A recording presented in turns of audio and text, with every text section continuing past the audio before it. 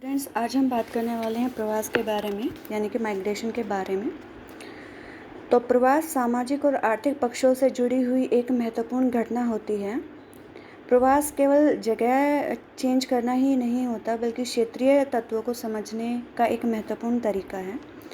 प्रवास के कारण ही जब पृथ्वी पर जनसंख्या का वितरण अधिक मीनिंगफुल हो पाया है, क्योंकि जनरली उन एरियाज़ में मनुष्य जाके बसता है जहाँ पे उसको फ़ायदा पहुँचता है, जहाँ पे उसकी आर्थिक क्रियाएँ पॉसिबल हो, उसका रहन सहन अच्छा हो सके। तो जनरली उन इलाकों में मनुष्य हमेशा प्रवास करता है। तो अपने प्रभाव के कारण प्रवास सांस्कृतिक वितरण और सामाजिक एकता का एक यंत्र है। जनरली ये बात बोली जाती है कि जिस जगह से मनुष्य आता है, जिस जगह से मनुष्य जाता है, और वो मनुष्य जो अपनी जगह को चेंज कर रहा है, तीनों के तीनों जो है वो चेंज हो जाते हैं। यानी कि जिस जगह से वो आ रहा है, वो जिस जगह पे वो जा रहा है वो, और साथ साथ वो उसका खुद जो आदमी है वो जो है, तीनों के तीनों जो हैं चेंज हो जाते हैं जब भी प्रवास होता है। तो प्रवास की जो प्रवृत्ति होती है वो जनरली आर्थिक होती है। प्रवास जो है आर्थिक अवसरों में परिवर्तन का एक सूचकांक माना जाता है, और इसे मनुष्य और संसाधन के बीच बेहतर संतुलन प्राप्त करने की दिशा में एक स्पॉन्टेनियस एफर्ट के रूप में देखा जाता है। अब हम प्रवास से रिलेटेड कई चीज़ों के बारे में एक बार देख लेते हैं, क्या क्या चीज़ें होती हैं। सबसे पहले बात कर लेते हैं माइग्रेशन के बारे में।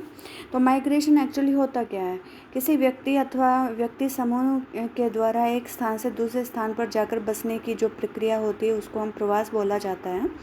प्रवास की कुछ विशेषताएं होती हैं, जैसे प्रवास में कुछ भौतिक दूरी तय करना ज़रूरी होता है, यानी कि आप कुछ डिस्टेंस तय करना पड़ेगा। दूसरी चीज़ ये है कि आवास स्थान में परिवर्तन करना अनिवार्य है, आपको अपने रहने की जगह भी चेंज करनी होती है। तो प्रवास कई तरीके का हो सकता है। प्रवास स्थायी और अस्थायी दोनों तरीके का हो सकता है। जो अस्थायी प्रवास है वो आवधिक, वार्षिक, मौसमी, साप्ताहिक, दैनिक, कई तरीके का हो सकता है। इसको हम आगे करेंगे। दूसरी बात कर लेते हैं हम माइग्रेंट के बारे में, यानी कि प्रवासी के बारे में। तो जब कोई व्यक्ति जनगणना के समय अपने जन्म स्थान के अतिरिक्त किसी अन्य जगह पर गिना जाता है तो उसको हम प्रवासी बोलते हैं। अब हम बात कर लेते हैं एक्सटर्नल माइग्रेशन, यानी कि बाह्य प्रवास क्या होता है। अंतर्राष्ट्रीय सीमाओं को पार करने वाला जो प्रवास होता है उसको हम एक्सटर्नल माइग्रेशन बोलते हैं। ये दो तरीके का होता है, इमिग्रेशन या जिसको हम इन माइग्रेशन बोलते हैं, दूसरा इन माइग्रेशन या आउट माइग्रेशन। इन माइग्रेशन या इमिग्रेशन क्या होता है? आप्रवास, यानी कि जिस जगह के ऊपर लोग आ रहे हैं, आप्रवास।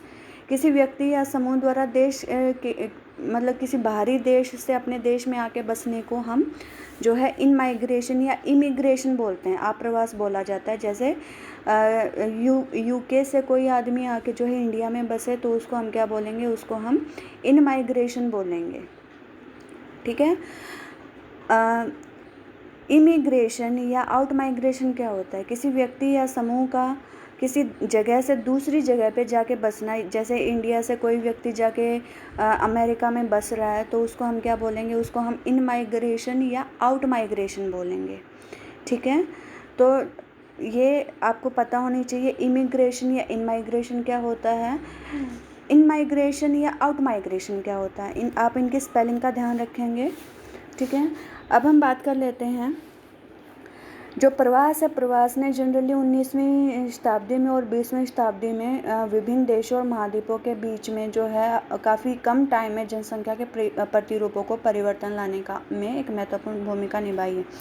क्योंकि आपको पता है उत्तर अमेरिका, दक्षिण अमेरिका और जो ऑस्ट्रेलिया है, ये इनको नई दुनिया क्यों बोला जाता है? क्योंकि पहले मानव को इसके बाद में इनके बारे में पता ही नहीं होता था। और ये जो तीनों के तीनों एरिया, उत्तर अमेरिका, दक्षिण अमेरिका और ऑस्ट्रेलिया, काफ़ी बाद में जाके बसे हैं। लगभग 16वीं 17वीं शताब्दी में यहाँ पे लोगों ने बसना स्टार्ट किया, तो इसी वजह से इनको नई दुनिया के देश बोला जाता है। और यही रीज़न है कि ये बोला जा रहा है कि प्रवास ने 19वीं शताब्दी में और 20वीं शताब्दी के आरंभ तक विभिन्न देशों और महाद्वीपों के मध्य जो है जनसंख्या के प्रतिरूपों में परिवर्तन लाने में एक महत्वपूर्ण भूमिका निभाई है। संयुक्त राज्य संघ के अनुसार 21वीं शताब्दी में जो है विश्व भर में लगभग 12 करोड़ लोग अपनी जन्मभूमि से बाहर रह रहे थे। तो अब हम बात कर लेते हैं इंटरनल माइग्रेशन की, यानी कि देश के आंतरिक भागों में होने वाला, किसी देश के आंतरिक भागों में होने वाला जो प्रवास है उसको हम इंटरनल माइग्रेशन के नाम से जानते हैं। इसकी 4 धाराएं हो सकती हैं। रूरल टू अर्बन एरिया, यानी कि कोई व्यक्ति गांव से शहर की तरफ जाए, कोई व्यक्ति गांव से गांव की तरफ जाए, कोई व्यक्ति अर्बन एरिया से रूरल एरिया की तरफ आए, या कोई व्यक्ति urban area to urban area जो है वो प्रवास कर जाए। तो ये आपकी 4 धाराएं हैं इंटरनल माइग्रेशन की। तो आप अपनी स्क्रीन के ऊपर जो है माइग्रेशन के विभिन्न तरीके देख पा रहे हैं। तो मोटिवेशन से प्रभावित जो होता है उसको हम, अगर आर्थिक मोटिवेशन है तो आर्थिक मोटिवेशन में गिना जाएगा, और किसी सामाजिक कलह की वजह से अगर प्रवास हो रहा है तो वो सामाजिक कारकों में गिना जाएगा। अगर कोई व्यक्ति जो है काफ़ी सपोज़ करो एक राज्य से दूसरे राज्य में या नॉर्दर्न इंडिया से सदर्न इंडिया में प्रवास कर रहा है तो उसको हम लंबी दूरी का प्रवास बोलेंगे। लघु दूरी का प्रवास ये हो गया जैसे एक डिस्ट्रिक्ट से दूसरे डिस्ट्रिक्ट तक जो है प्रवास, उसको हम लघु दूरी में काउंट कर सकते हैं। टाइम लाइक अल्पकालीन या दीर्घकालीन। अल्पकालीन यानी कि हो सकता है कुछ महीने के लिए हो, दीर्घकालीन यानी कि सालों साल हो। क्षेत्र के अनुसार, अगर ये मैंने आपको बता ही दिया, बाह्य प्रवास या आंतरिक प्रवास, तो अंतर्राष्ट्रीय सीमाओं से परे होने वाला जो प्रवास होता है उसको बाह्य प्रवास बोलते हैं, और सीमाओं के अंदर होने वाले प्रवास को हम आंतरिक प्रवास के नाम से जानते हैं। तो अब हम बात कर लेते हैं स्टेप वाइज माइग्रेशन की। तो स्टेप वाइज माइग्रेशन क्या होता है? सीढ़ी या सोपानी प्रवास। गांव से पहले एक छोटे शहर में आना और उस छोटे शहर से फिर बड़े नगर की ओर प्रवास करना, ये सोपानी प्रवास है, यानी कि स्टेप बाय स्टेप प्रवास। गांव से पहले एक छोटे शहर की तरफ आना और फिर छोटे शहर से बड़े शहर की तरफ जाना, इसको हम स्टेप वाइज माइग्रेशन बोलते हैं। कम्यूटिंग, ये क्या होता है? कम्यूटिंग यानी कि अपने निवास स्थान से कार्यस्थल तक प्रतिदिन या साप्ताहिक आना जाना जो है कम्यूटिंग कहलाता है। जैसे दिल्ली और गुड़गांव वाले इलाके में बहुत सारे लोग आसपास के क्षेत्रों से डेली कम्यूटिंग करते हैं। आप देखेंगे कि कुरुक्षेत्र से बहुत सारे लोग काम करने के लिए दिल्ली में सुबह आ रहे हैं और शाम को वापस अपने घर जा रहे हैं, तो इसको कम्यूटिंग बोला जाता है। ट्रांसह्यूमेंस या ऋतु प्रवास, ये हम कर चुके हैं। लोगों का अपने पशुओं के साथ मौसम के अनुसार अनुकूल चारागाह और जलवायु वाले क्षेत्रों में भ्रमण करने को हम ऋतु प्रवास या ट्रांसह्यूमेंस के नाम से जानते हैं। और जो ये चरवाहे होते हैं, इनके जो मार्ग होते हैं, पशु चारकों के जो मार्ग होते हैं वो काफ़ी निश्चित होते हैं। अब हम बात कर लेते हैं स्थायी प्रवास के बारे में। तो अस्थायी प्रवास कई तरीके का हो सकता है। दैनिक प्रवास, ये मैंने आपको बता ही दिया। कम्यूटिंग क्या होता है कि हर रोज़ जो है काम के सिलसिले में आप कुछ दूरी तय करके अपने कार्यस्थल पर जाते हैं और रात को वापस अपने घर आ जाते हैं, तो ये दैनिक प्रवास हो जाता है। साप्ताहिक प्रवास भी इससे मिलता जुलता है, यानी कि आप सपोज़ करो आप हॉस्टल वगैरह में रह रहे हो, तो आप 5-6 दिन वहाँ पे पढ़ाई कर रहे हैं, आप अपना कॉलेज लगा रहे हैं और आप सप्ताह के अंत में अपने घर आ जा रहे हैं, तो ये हो जाता है आपका साप्ताहिक प्रवास। मौसमी प्रवास, मौसमी प्रवास जनरली जब होता है किसी एक पर्टिकुलर मौसम में होता है। जैसे पंजाब हरियाणा में जब धान लगाने का सीज़न आता है तो बहुत सारे बिहार से यूपी से बहुत सारे लोग यहाँ पे ट्रैवल करते हैं, और इसको हम क्या बोलेंगे? इसको हम मौसमी प्रवास बोलेंगे। वार्षिक या आवधिक प्रवास क्या होता है? वार्षिक या आवधिक प्रवास में व्यक्ति एक या कुछ वर्षों के लिए अपने स्थायी घर को छोड़ देता है और इस अवधि में क्या करता है? वो अपने घर पर रुपये भेजता रहता है। तो बहुत सारे हमारे देश से बहुत सारे लोग काम करने के लिए गए हुए हैं मिडिल ईस्ट में, तो उनका जो ये प्रवास है ये वार्षिक या आवधिक प्रवास में गिना जा सकता है। मध्यम स्तर का प्रवास, मध्यम स्तर का जो प्रवास होता है वो एक ऋतु से अधिक किंतु जीवन काल से कम होता है। तो इसमें ज़्यादातर जो उच्च वर्गीय लोग होते हैं वो महानगरों के बीच आते जाते रहते हैं, तो ये जो प्रवास होता है ये मध्यम स्तर का प्रवास होता है। अब हम बात कर लेते हैं माइग्रेशन को प्रभावित करने वाले कारकों के बारे में। तो आपको माइग्रेशन को प्रभावित करने वाले 2 मुख्य कारक नज़र आ रहे हैं यहाँ पे, pull factors and push factors. तो प्रवास के कारणों का कोई सामान्य नियम नहीं बनाया जा सकता, क्योंकि जो प्रवास की जो प्रक्रिया होती है ये व्यक्तिगत निर्णय से ज़्यादा जुड़ी हुई है और नियमों से थोड़ी सी कम जुड़ी हुई है। और जनसंख्या का जो प्रवास होता है उसको अपकर्ष कारक और प्रतिकर्ष कारक दोनों के दोनों प्रभावित करते हैं, यानी कि पुल फैक्टर्स भी प्रभावित करते हैं और इसको पुश फैक्टर भी प्रभावित करते हैं। अब ये पुल फैक्टर क्या होते हैं? जब लोग नगर की सुविधाओं और आर्थिक अवसरों से आकर्षित होकर नगर की ओर प्रवास करते हैं, यानी कि किसी जगह की जब कोई जगह जब लोगों को अट्रैक्ट करती है, चाहे आर्थिक रूप में हो, चाहे सामाजिक रूप में, सामाजिक सिक्योरिटी के रूप में हो, तो लोग वहाँ पे प्रवास कर जाते हैं। और ये जो प्रवास होता है इसे हम पुल फैक्टर्स रिलेटेड माइग्रेशन बोलते हैं। पुश फैक्टर्स का क्या रोल होता है? जब लोग शिक्षा, स्वास्थ्य, रोजगार, मनोरंजन और अन्य सुविधाओं की कमी या गरीबी और भुखमरी के कारण मजबूरी में गांव छोड़कर, यानी कि मजबूरी है, ये धक्का दिया गया उसको, ठीक है, उसके अनुकूल कारक नहीं है और वो मजबूरी में गांव को छोड़ के जा रहा है, तो इसको हम क्या बोलेंगे? इसको हम प्रतिकर्ष प्रेरित प्रवास बोलेंगे। और ये जो जितनी भी ये जो परिस्थितियाँ, इनको हम क्या बोलेंगे? इनको हम पुश फैक्टर बोलेंगे। तो प्रवास की प्रक्रिया में जो ये पुश फैक्टर होते हैं और पुल फैक्टर होते हैं, ये दोनों के दोनों साथ साथ काम करते हैं। तो मोटे तौर पे हम बात कर लेते हैं कि प्रवास को और कौन कौन से कारक प्रभावित करते हैं। तो मोटे तौर पे या तो रोज़गार, या विवाह, या शिक्षा और करियर, या फिर कई बार सामाजिक असुरक्षा और प्रकोप की भावना जो है ये लोगों को प्रवास करने पे मजबूर कर देती है। तो सबसे पहले हम बात कर लेते हैं आजीविका के बारे में।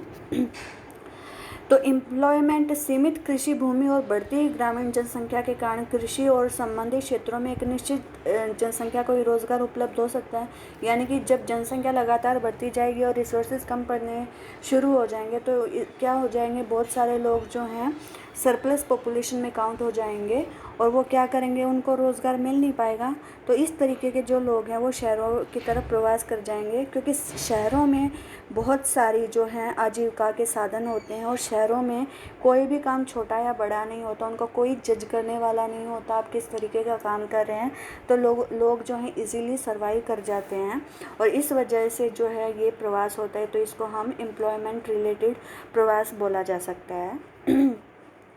दूसरी बात आ जाती है मैरिज के बारे में। तो अपना देश कुछ इस अपने कस्टम कुछ इस तरीके के हैं कि शादी के बाद जो है लड़की को अपना घर छोड़ना पड़ता है और अपने हस्बैंड के घर जाके रहना होता है।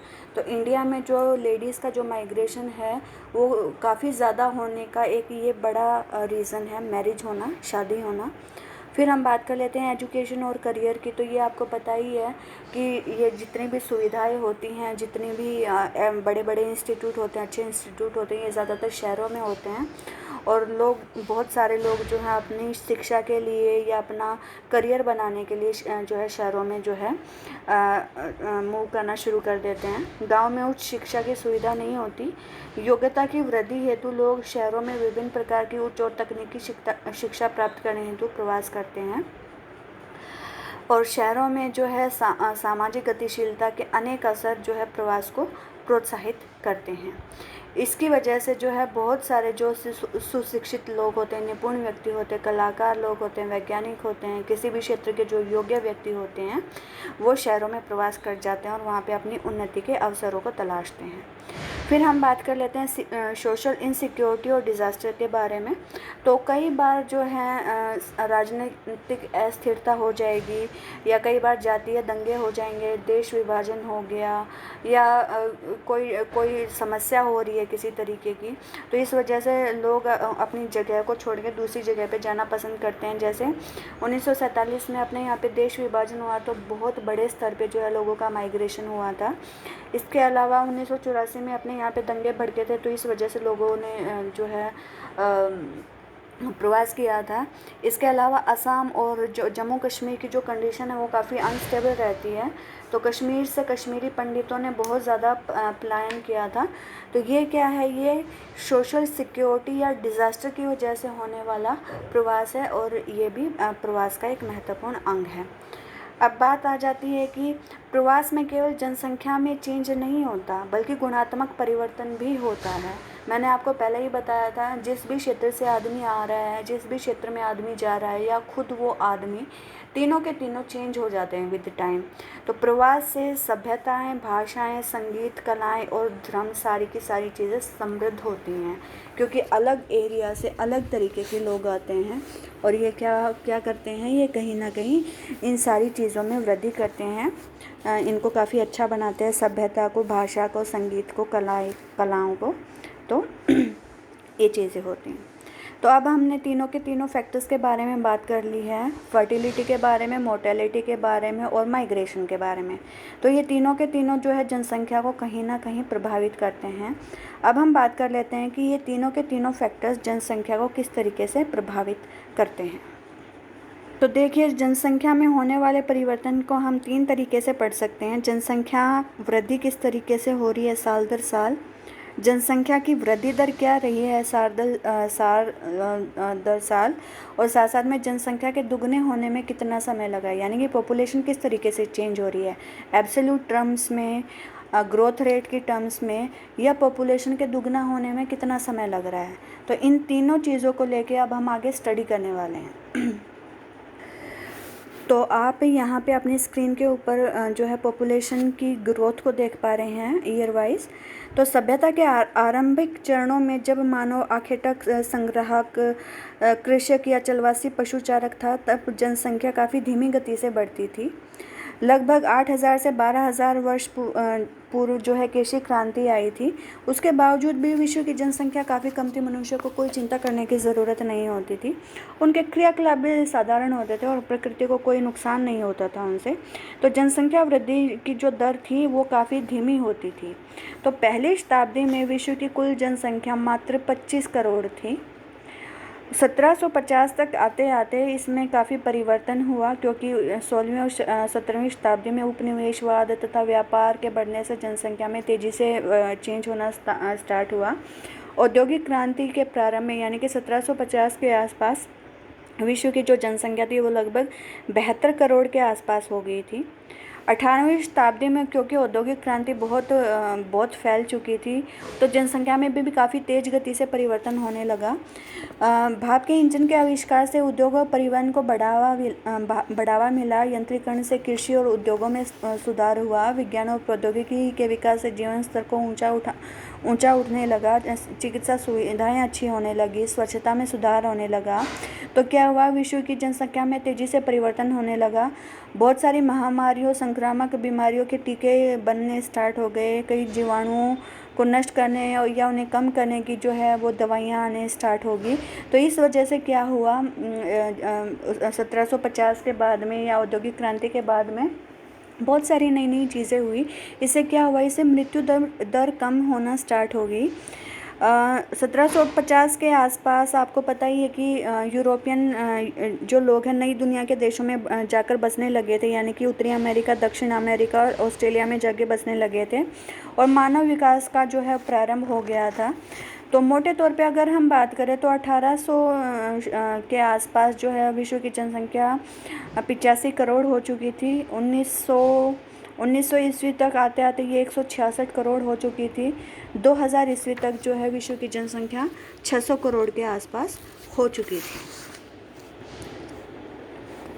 तो यहाँ भी आप अपनी स्क्रीन के ऊपर देख पा रहे हैं कि 1750 में 72 करोड़ थी, 1800 में 85 करोड़ हो गई थी, 1850 में 100 करोड़ हो गई थी, और इस तरीके से जो है विश्व की जनसंख्या बढ़ती जा रही है। ये जो टेबल है ये काफ़ी इम्पोर्टेंट है। आप देखेंगे इसमें कि अकेली जो 20वीं शताब्दी है उसमें जनसंख्या 166 करोड़ से 4 गुना बढ़ चुकी है। लगभग विश्व में 8 करोड़ लोग जनसंख्या में जुड़ ही रहे हैं, और मोटे तौर पे अगर आप ध्यान देंगे तो 500 वर्षों में मानव जनसंख्या है वो 10 गुना से ज़्यादा बढ़ चुकी है। ये डायग्राम भी काफ़ी कुछ शो कर रहा है। ये दिखा रहा है कि किस तरीके से अमेरिका की डिस्कवरी हुई, फिर कॉलोनियल पीरियड आया, फिर इंडस्ट्रियल रेवोल्यूशन आया, फिर मेडिकल रेवोल्यूशन आया, जिसकी वजह से जो जनसंख्या है वो काफ़ी तेज़ गति से बढ़ना स्टार्ट हो गई। तो वृद्धि दर की अगर हम बात करें, अभी तक हमने बात करी थी जनसंख्या किस तरीके से बढ़ रही है। अगर हम जनसंख्या की वृद्धि दर की बात करें तो यहाँ पे देखिए आप, 1750 के आसपास जब औद्योगिक क्रांति आना स्टार्ट हुई तो उस समय विश्व की जनसंख्या मात्र 0.1% की गति से बढ़ रही थी। 1910 तक आते आते जो ये बढ़ने की जो दर थी वो 0.5%, 1930 में 0.7% और 1940 में ये बढ़ के जो है 1.1% के आसपास हो गई थी। लेकिन इस अवधि में क्या हो रहा था, इस अवधि में भी जो है मृत्यु दर काफ़ी हाई थी, जिस कारण जनसंख्या में ज़्यादा वृद्धि नहीं हो पाई। वृद्धि कब होना स्टार्ट हुई? 1940 के समाप्त हो रहे दशक में जनसंख्या वृद्धि में विशेष कमी आई, जिसका कारण था सेकेंड वर्ल्ड वॉर और महामारियाँ।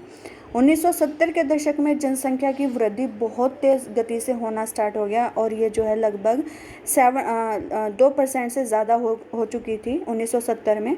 इस दशक में बहुत चेंजेस आए, जैसे चिकित्सा सुविधाओं में वृद्धि हुई तो मृत्यु दर काफ़ी कम हो गई थी, लेकिन जन्म दर वैसी की वैसी बढ़ी रही है। हमने पहले भी डिस्कस किया था, जैसा जन्म और मृत्यु दर में अंतर बढ़ता चला जाएगा वैसे वैसे जनसंख्या वृद्धि होती चली जाएगी। तो 1970 के दशक में क्या हुआ, चिकित्सा सेवाओं की वजह से जो है मृत्यु दर काफ़ी कम होगी, लेकिन जन्म दर वैसे की वैसी बढ़ी रही। तो एज ए रिज़ल्ट जो है जनसंख्या काफ़ी तेज़ गति से बढ़ी। 1970 के बाद में जन्म दर में कमी आने लगी और 1995 से 2000 की आसपास जो है जनसंख्या वृद्धि दर दोबारा से घट के 1.2% के आसपास रह गई और 2050 में विशेषज्ञों का जो अनुमान है वो ये बोल रहा है कि जनसंख्या वृद्धि दर घट के दोबारा से 0.5% रह जाएगी। लेकिन ये कहीं ना कहीं एक भुलावा है। कैसे बात हो रही है, आप जितना बड़ी पॉपुलेशन होगी उसमें 0.5% या 0.1% ग्रोथ रेट बहुत बड़ा अंतर लेके आ जाती है। जैसे मोटे तौर की अगर हम बात करें तो 20वीं शताब्दी के आरंभ में विश्व की कुल वार्षिक वृद्धि जो है वो 1 करोड़ से भी कम थी, चाहे ये प्रतिशत कितना भी रह रहा हो। 1990 के आसपास में यह वृद्धि 8 करोड़ से भी ज़्यादा होगी। तो आपको दिख तो रहा है कि ये जो है वृद्धि दर 0.2% के आसपास रहेगी, लेकिन हम अभी भी जो है वर्ल्ड की पॉपुलेशन में जो है हर साल लगभग 8 करोड़ लोग ऐड कर रहे हैं। तो ये एक इल्यूजन है। इस टेबल में आप जो है ईयर वाइज जो है मतलब 50 वर्षों के अंतराल पे विभिन्न जो महाद्वीप हैं उनमें होने वाली जनसंख्या वृद्धि को आप इजीली देख पाएंगे। तो यहाँ पे आप देखेंगे कि शुरुआत में उत्तर अमेरिका, दक्षिण अमेरिका और ओशिनिया में जनसंख्या के ग्रोथ रेट बिल्कुल ना के बराबर है, क्योंकि बहुत कम लोग इस टाइम पे इन एरियाज़ में पहुँचे थे। 1650 से और 1750 की अवधि में एशिया और यूरोप में जनसंख्या सामान्य वृद्धि दर से बढ़ी, लेकिन अफ्रीका में यह दर जो है आप घटती हुई देख सकते हैं। रीज़न क्या रहा है ऐसा? रीज़न क्योंकि मृत्यु दर जो है यहाँ पे काफ़ी हाई रही है अफ्रीका में। 1950 से 1900 तक बसे हुए सभी महाद्वीपों में जनसंख्या बढ़ी, लेकिन एशिया, यूरोप और उत्तर अमेरिका में जनसंख्या ज़्यादा तेज़ी से बढ़ती हुई आपको नज़र आ रही है। इसके अलावा अगर हम 20वीं शताब्दी की बात करें या 21वीं शताब्दी की बात करें तो उसके शुरुआत में पूरे विश्व में जनसंख्या ज़्यादा तेज़ी से बढ़ी, लेकिन उत्तर अमेरिका और एशिया में यह वृद्धि अन्य महाद्वीपों की तुलना में अधिक थी।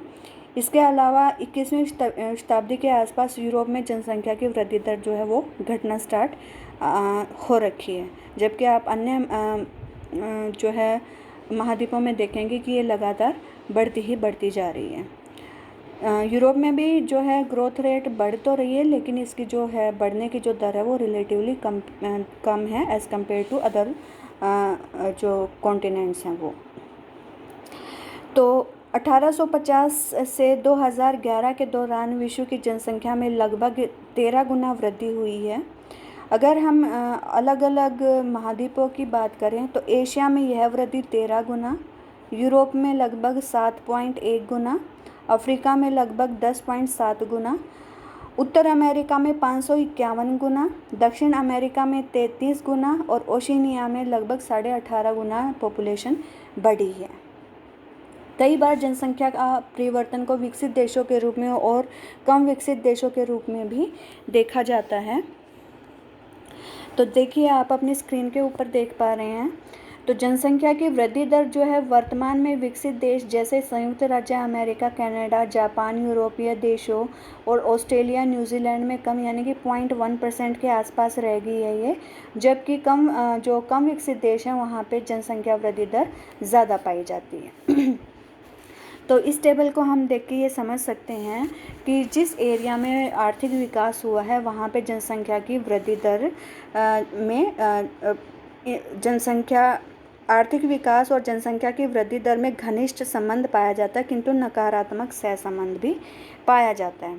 तो आप इस टेबल में भी देख पा रहे हैं, विश्व की जनसंख्या जो है 1.2% प्रतिवर्ष की दर से बढ़ रही है। सबसे ज़्यादा जो वृद्धि दर है वो आप अफ्रीका में देख पा रहे हैं, और अफ्रीका में सबसे ज़्यादा जो वृद्धि दर है वो नाइजीरिया में देखने को मिल रही है।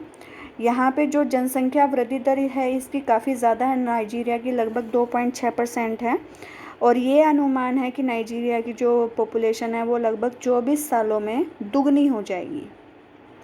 अच्छा, एक और ख़ास बात है अफ्रीका में जनसंख्या की जो वृद्धि दर है वो इसके गाँव में कम है और शहरों में ज़्यादा है। गाँव में 3% के आसपास है और शहरों में लगभग 4% के आसपास है।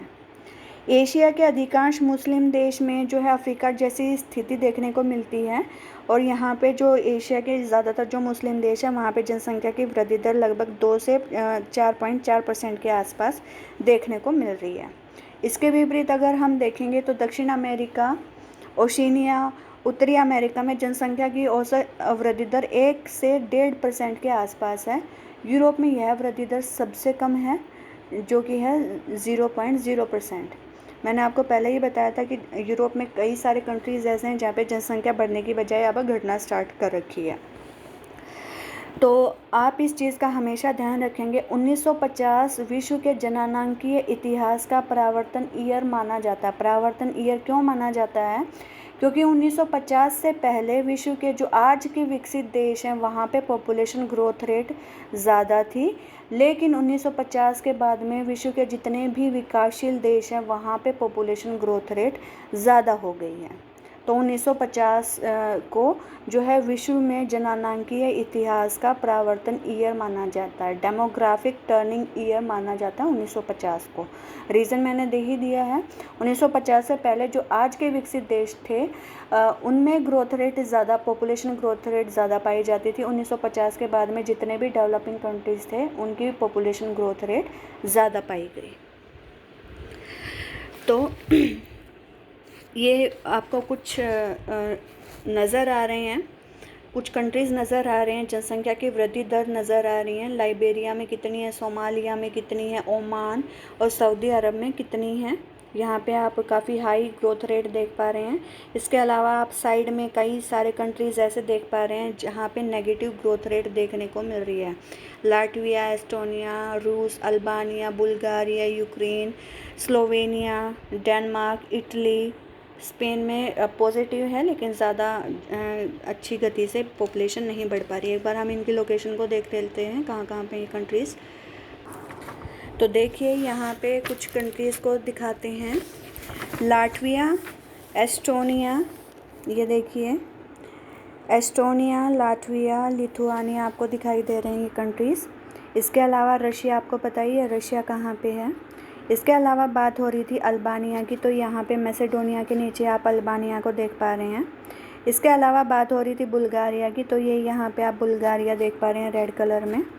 इसके अलावा बात हो रही थी यूक्रेन की, तो ये यूक्रेन यहाँ पे रहा, ये यूक्रेन काला सागर के ऊपर में आपको यूक्रेन दिखाई दे रहा है। इसके अलावा बात हो रही थी स्लोवेनिया की, तो यहाँ पे जो है आपको स्लोवेनिया नज़र आ रहा है क्रोएशिया के बाद में, ये यहाँ पे येलो कलर में। डेनमार्क, ये यहाँ पे डेनमार्क रहा येलो कलर में ही।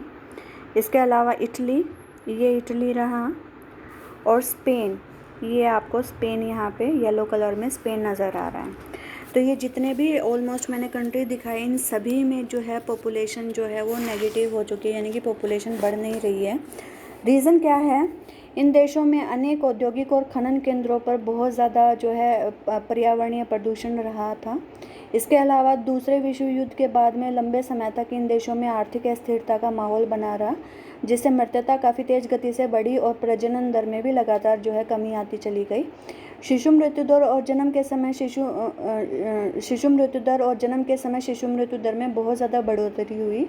इस वजह से सन 2000 में शिशु मृत्यु दर 16,000 थी, जो कि यूरोप के औसत के दुगने से भी ज़्यादा थी। तो जनसंख्या में होने वाली थोड़ी सी वृद्धि और ह्रास को प्रत्येक जो संगठित समाज या जो समझदार जो देश हैं वो काफ़ी गंभीरता से लेते हैं, क्योंकि जनसंख्या का आकार और संसाधनों का अनुपात आर्थिक विकास का स्तर निर्धारित करते हैं। तो कोई भी देश जो होता है वो जनसंख्या को परिवर्तन को बहुत जो है बहुत सावधानी से परखता है, देखता है कि किस तरीके से इसको यूज़ किया जाए। किसी भी देश की जनसंख्या की वृद्धि वहाँ के आर्थिक विकास पर धनात्मक और ऋणात्मक दोनों तरीके का प्रभाव डाल सकती है। कैसे हो सकता है, प्रभाव कैसा रहेगा, इस बात पर निर्भर करता है कि वह देश जननांकीय संक्रमण की किस अवस्था से गुजर रहा है। संसाधनों के दोहन अथवा आर्थिक उत्पादन के लिए श्रम शक्ति की संख्या और उसकी गुणवत्ता दोनों महत्वपूर्ण है। आपको पता है कि श्रम की गुणवत्ता में बढ़ोतरी तभी हो सकती है जब लोगों का जीवन स्तर ऊंचा होता है। उच्च जीवन स्तर सदैव प्रति व्यक्ति आय के ऊपर निर्भर करता है। यदि किसी देश में जनसंख्या कम है और प्रति व्यक्ति आय अधिक है, तो ऐसे देश में संसाधनों का दोहन अधिक हो सकता है। इसके विपरीत यदि किसी देश में जनसंख्या ज़्यादा है किंतु प्रति व्यक्ति आय कम है, तो ऐसे देशों में आर्थिक विकास की गति जो है वो मंद पड़ जाती है। तो वो एरिया जहाँ पे पॉपुलेशन तो कम है लेकिन संसाधन अच्छी मात्रा में है, तो वहाँ पे आर्थिक विकास होगा ही होगा, बशर्ते कि वो जो उसकी पॉपुलेशन है वो काफ़ी जो है ह्यूमन रिसोर्स से परिपूर्ण हो, यानी कि गुणी जनसंख्या हो, जैसे जापान की जनसंख्या है। लेकिन किसी देश में सपोज करो कि पॉपुलेशन तो बहुत ज़्यादा है, इसके अलावा संसाधन इतने ज़्यादा नहीं है और जो पॉपुलेशन है वो इतनी गुणी भी नहीं है, तो क्या होगा, वो उस देश के ऊपर बोझ हो जाएगी, बोझिल जनसंख्या हो जाएगी किसी भी देश के लिए। तो इसी वजह से एक नारा दिया गया था कि विकास सबसे उत्तम गर्भ निरोधक है, यानी कि development is the best contraceptive.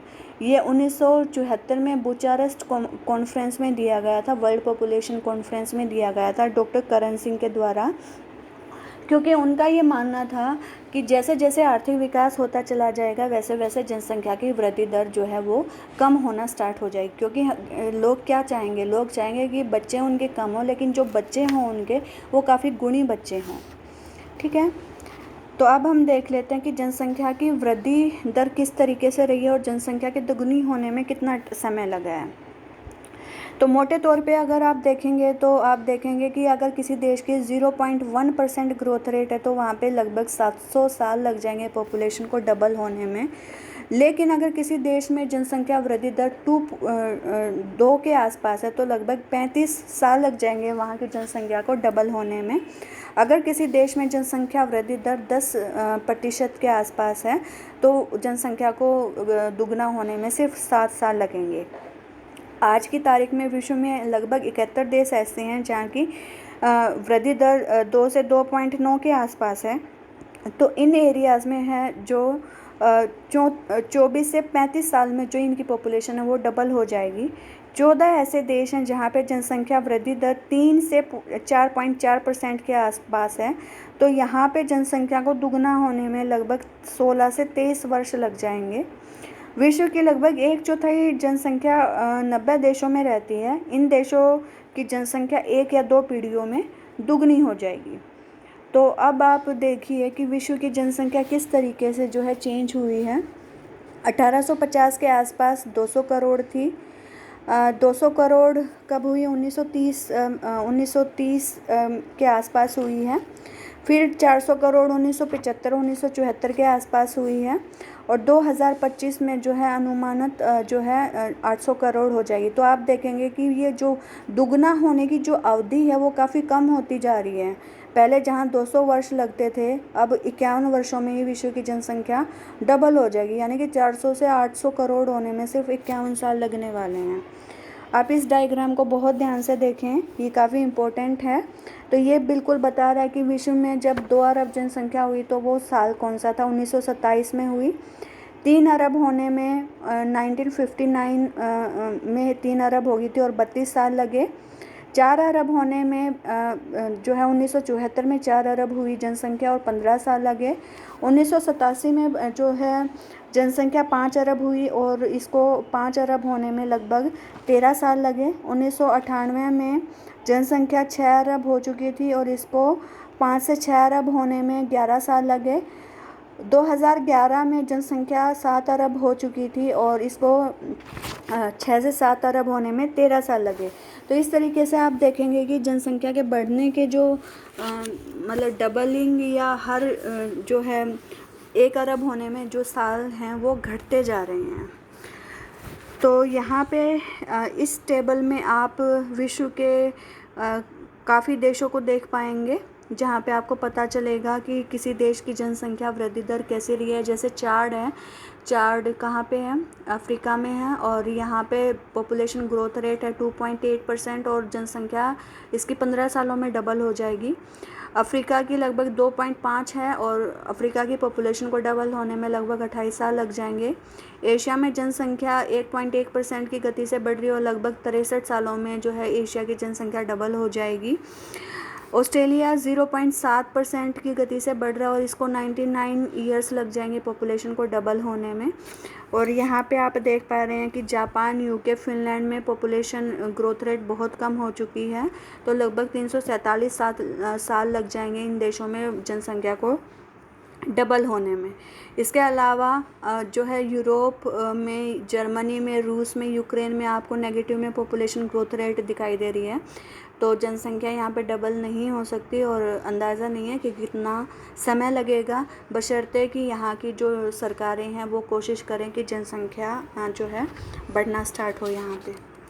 तो आज हम इतना ही करेंगे। Thank you.